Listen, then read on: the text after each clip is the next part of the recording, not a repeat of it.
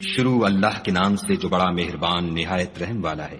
طٰہٰ، اے محمد صلی اللہ علیہ وآلہ وسلم، ہم نے تم پر قرآن اس لیے نازل نہیں کیا کہ تم مشقت میں پڑ جاؤ، بلکہ اس شخص کو نصیحت دینے کے لیے نازل کیا ہے جو خوف رکھتا ہے۔ یہ اس ذات کا اتارا ہوا ہے جس نے زمین اور اونچے اونچے آسمان بنائے، یعنی خدائے رحمان جس نے عرش پر قرار پکڑا۔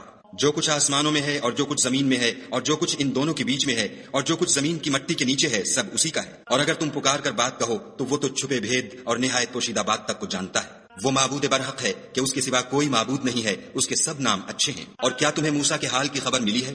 جب انہوں نے آگ دیکھی تو اپنے گھر کے لوگوں سے کہا کہ تم یہاں ٹھہرو، میں نے آگ دیکھی ہے، میں وہاں جاتا ہوں، شاید اس میں سے میں تمہارے پاس انگاری لاؤں یا آگ کے مقام کا رستہ معلوم کر سکوں۔ جب وہاں پہنچے تو آواز آئی کہ موسیٰ، میں تو تمہارا پروردگار ہوں، تو اپنی جوتیاں اتار دو، تم یہاں پاک میدان یعنی طویٰ میں ہو، اور میں نے تم کو انتخاب کر لیا ہے، تو جو حکم دیا جائے اسے سنو۔ بے شک میں ہی خدا ہوں، میرے سوا کوئی معبود نہیں، تو میری عبادت کیا کرو اور میری یاد کے لیے نماز پڑھا کرو۔ قیامت یقیناً آنے والی ہے، میں چاہتا ہوں کہ اس کے وقت کو پوشیدہ رکھوں تاکہ ہر شخص جو کوشش کرے اس کا بدلہ پائے۔ تو جو شخص اس پر ایمان نہیں رکھتا اور اپنی خواہش کے پیچھے چلتا ہے، کہیں تم کو اس کے یقین سے روک نہ دے، تو اس صورت میں تم ہلاک ہو جاؤ۔ اور موسیٰ، یہ تمہارے داہنے ہاتھ میں کیا ہے؟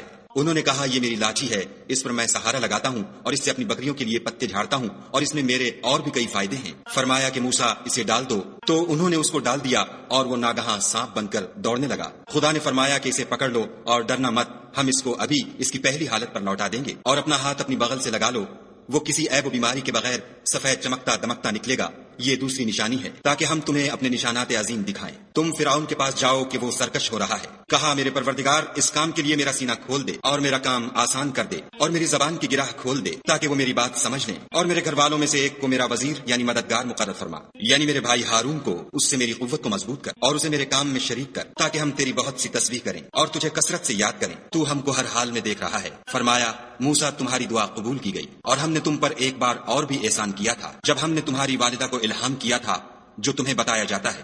وہ یہ تھا کہ اسے یعنی موسیٰ کو صندوق میں رکھو، پھر اس صندوق کو دریا میں ڈال دو، تو دریا اس کو کنارے پر ڈال دے گا، اور میرا اور اس کا دشمن اسے اٹھا لے گا۔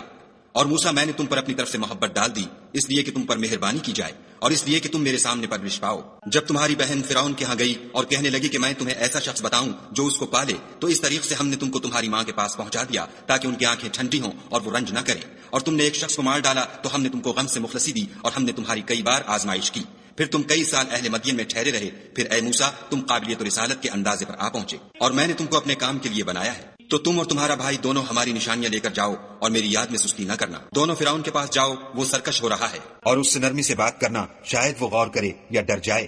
دونوں کہنے لگے کہ ہمارے پروردگار، ہمیں خوف ہے کہ ہم پر تعدی کرنے لگے یا زیادہ سرکش ہو جائے۔ خدا نے فرمایا کہ ڈرو مت، میں تمہارے ساتھ ہوں اور سنتا اور دیکھتا ہوں۔ اچھا، تو اس کے پاس جاؤ اور کہو کہ ہم آپ کے پروردگار کے بھیجے ہوئے ہیں، تو بنی اسرائیل کو ہمارے ساتھ جانے کی اجازت دیجیے اور انہیں عذاب نہ کیجیے۔ ہم آپ کے پاس آپ کے پروردگار کی طرف سے نشانی لے کر آئے ہیں، اور جو ہدایت کی بات مانے اس کو سلامتی ہو۔ ہماری طرف یہ وحی آئی ہے کہ جو جھٹلائے اور منہ پھیرے اس کے لیے عذاب تیار ہے۔ غرض موسیٰ اور ہارون فرعون کے پاس گئے۔ اس نے کہا کہ موسیٰ، تمہارا پروردگار کون ہے؟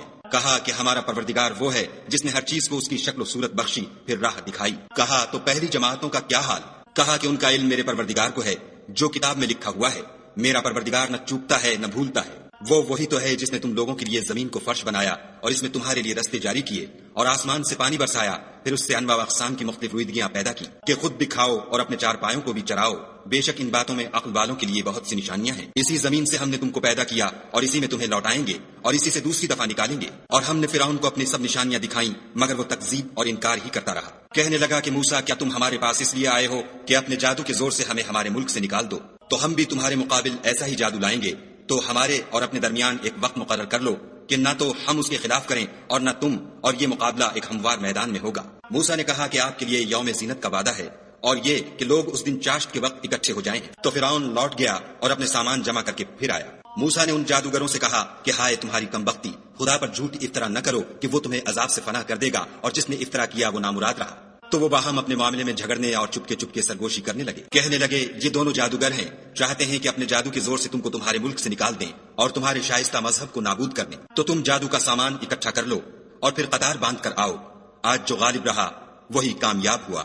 بولے کہ موسیٰ، یا تو تم اپنی چیز ڈالو یا ہم اپنی چیزیں پہلے ڈالتے ہیں۔ موسیٰ نے کہا، نہیں، تم ہی ڈالو، جب انہوں نے چیزیں ڈالی تو ناگہاں ان کی رسیاں اور لاٹھیاں موسیٰ کے خیال میں ایسی آنے لگیں کہ وہ میدان میں ادھر ادھر دوڑ رہی ہیں۔ اس وقت موسیٰ نے اپنے دل میں خوف معلوم کیا۔ ہم نے کہا خوف نہ کرو، بلا شبہ تم ہی غالب ہو، اور جو چیز یعنی لاٹھی تمہارے داہنے ہاتھ میں ہے اسے ڈال دو کہ جو کچھ انہوں نے بنایا ہے اس کو نگل جائے گی۔ جو کچھ انہوں نے بنایا ہے یہ تو جادوگروں کے ہتھ کنڈے ہیں، اور جادوگر جہاں جائے فلاح نہیں پائے گا۔ القصہ یوں ہی ہوا تو جادوگر سجدے میں گر پڑے اور کہنے لگے کہ ہم موسیٰ اور ہارون کے پروردگار پر ایمان لائے۔ فرعون بولا کہ پیشتر اس کے کہ میں تمہیں اجازت دوں تم اس پر ایمان لے آئے، بے شک وہ تمہارا بڑا یعنی استاد ہے جس نے تم کو جادو سکھایا ہے، سو میں تمہارے ہاتھ اور پاؤں جانب خلاف سے کٹوا دوں گا اور کھجور کے تنوں پر سولی چڑھوا دوں گا، اس وقت تم کو معلوم ہوگا کہ ہم میں سے کس کا عذاب زیادہ سخت اور دیر تک رہنے والا ہے۔ انہوں نے کہا کہ جو دلائل ہمارے پاس آ گئے ہیں ان پر اور جس نے ہم کو پیدا کیا ہے اس پر ہم آپ کو ہرگز ترجیح نہیں دیں گے، تو آپ کو جو حکم دینا ہو دے دیجئے،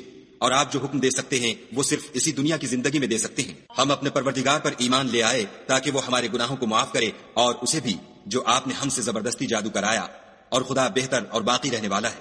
جو شخص اپنے پروردگار کے پاس گناہ گار ہو کر آئے گا تو اس کے لیے جہنم ہے جس میں نہ مرے گا نہ جیے گا، اور جو اس کے روبرو ایماندار ہو کر آئے گا اور عمل بھی نیک کیے ہوں گے تو ایسے لوگوں کے لیے اونچے اونچے درجے ہیں، یعنی ہمیشہ رہنے کے باغ جن کے نیچے نہریں بہ رہی ہیں، ہمیشہ ان میں رہیں گے، اور یہ اس شخص کا بدلہ ہے جو پاک ہوا۔ اور ہم نے موسیٰ کی طرف وحی بھیجی کہ ہمارے بندوں کو راتوں رات نکال لے جاؤ، پھر ان کے لیے دریا میں لاٹھی مار کر خشک رستہ بنا دو، پھر تم کو نہ تو فرعون کے آ پکڑنے کا خوف ہوگا اور نہ غرق ہونے کا ڈر۔ پھر فرعون نے اپنے لشکر کے ساتھ ان کا تعاقب کیا تو دریا کی موجوں نے ان پر چڑھ کر انہیں ڈھانک لیا یعنی ڈبو دیا، اور فرعون نے اپنی قوم کو گمراہ کر دیا اور سیدھے رستے پر نہ ڈالا۔ اے آل یعقوب، ہم نے تم کو تمہارے دشمن سے نجات دی اور تورات دینے کے لیے تم سے کوہ طور کی داہنی طرف مقرر کی اور تم پر من اور سلوہ نازل کیا، اور حکم دیا کہ جو پاکیزہ چیزیں ہم نے تم کو دی ہیں ان کو کھاؤ، اور اس میں حد سے نہ نکلنا ورنہ تم پر میرا غضب نازل ہوگا، اور جس پر میرا عذاب نازل ہوا وہ ہلاک ہو گیا۔ اور جو توبہ کرے اور ایمان لائے اور عمل نیک کرے پھر سیدھے رستے چلے اس کو میں بخش دینے والا ہوں۔ اور اے موسیٰ، تم نے اپنی قوم سے آگے چلے آنے میں کیوں جلدی کی؟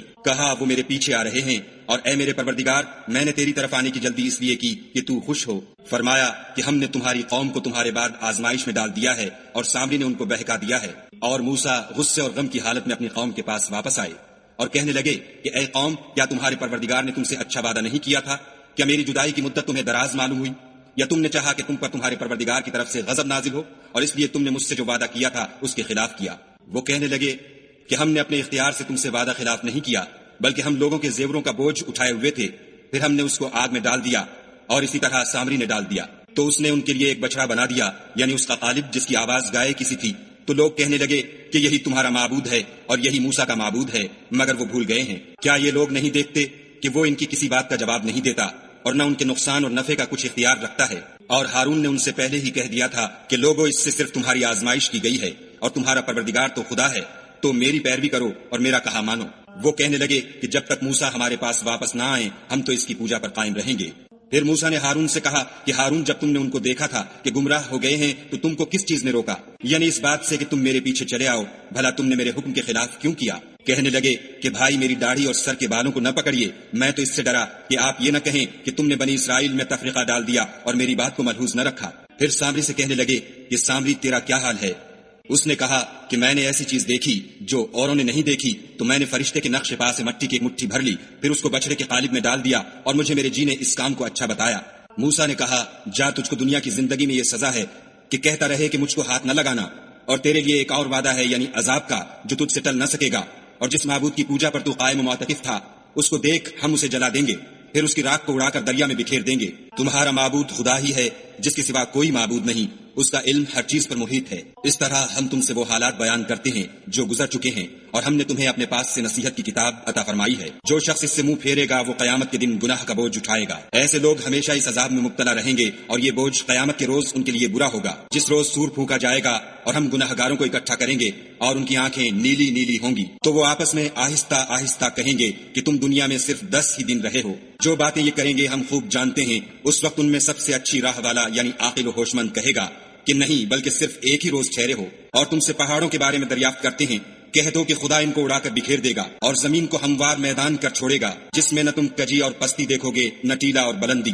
اس روز لوگ ایک پکارنے والے کے پیچھے چلیں گے اور اس کی پیروی سے انحراف نہ کر سکیں گے، اور خدا کے سامنے آوازیں پست ہو جائیں گی تو تم آواز خفی کے سوا کوئی آواز نہ سنو گے۔ اس روز کسی کی سفارش کچھ فائدہ نہ دے گی مگر اس شخص کی جسے خدا اجازت دے اور اس کی بات کو پسند فرمائے۔ جو کچھ ان کے آگے ہے اور جو کچھ ان کے پیچھے ہے وہ اس کو جانتا ہے، اور وہ اپنے علم سے خدا کے علم پر احاطہ نہیں کر سکتے۔ اور اس زندہ و قائم کے روبرو منہ نیچے ہو جائیں گے، اور جس نے ظلم کا بوجھ اٹھایا وہ نامراد رہا، اور جو نیک کام کرے گا اور مومن بھی ہوگا تو اس کو نہ ظلم کا خوف ہوگا اور نہ نقصان کا۔ اور ہم نے اس کو اسی طرح کا قرآن عربی نازل کیا ہے، اور اس میں طرح طرح کے ڈراوے بیان کر دیے ہیں تاکہ لوگ پرہیزگار بنے یا خدا ان کے لیے نصیحت پیدا کر دے۔ تو خدا جو سچا بادشاہ ہے، عالی قدر ہے، اور قرآن کی وحی جو تمہاری طرف بھیجی جاتی ہے اس کے پورا ہونے سے پہلے قرآن کے پڑھنے کے لیے جلدی نہ کیا کرو، اور دعا کرو کہ میرے پروردگار مجھے اور زیادہ علم دے۔ اور ہم نے پہلے آدم سے عہد لیا تھا مگر وہ اسے بھول گئے، اور ہم نے ان میں صبر و ثبات نہ دیکھا۔ اور جب ہم نے فرشتوں سے کہا کہ آدم کے آگے سجدہ کرو تو سب سجدے میں گر پڑے مگر ابلیس نے انکار کیا۔